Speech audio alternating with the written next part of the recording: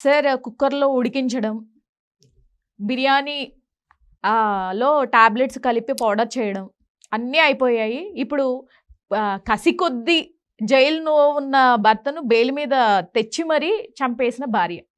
So, అసల ఎలా తీసుకోవాలి దీన్ని?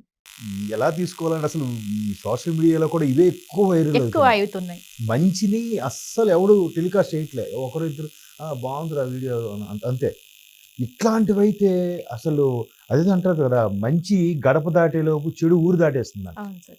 సో అట్లాగా మేబీ ఆ అమ్మాయి కారణాలు ఏవైనా సరే ఇప్పుడు అక్కడే ఉన్నాడు కదా, బెయిల్ మీద ఎందుకు అలా ఉండి అక్కడ మగ్గి చావచ్చు కదా, లేదా ఇంకో కేసు వేసో లేదా ఇంకేదో చేసి ఇంకేదో చేయొచ్చు కదా. అలా కాకుండా అంటే ఎంత కసి ఉందో అంటే సేమ్ నాకేం గుర్తొస్తుందంటే రంగస్థలం సినిమా గుర్తొస్తుంది.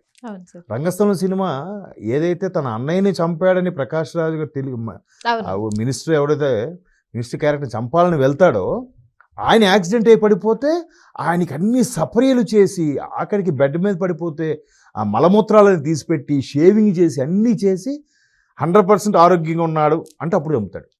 ఏదో చట్టాల్లో కూడా ఉన్నాయంట కదా, ఒక వ్యక్తికి ఉరి తీస్తే సంపూర్ణ ఆరోగ్యవంతుడిగా ఉంటేనే ఉరి తీస్తారంట.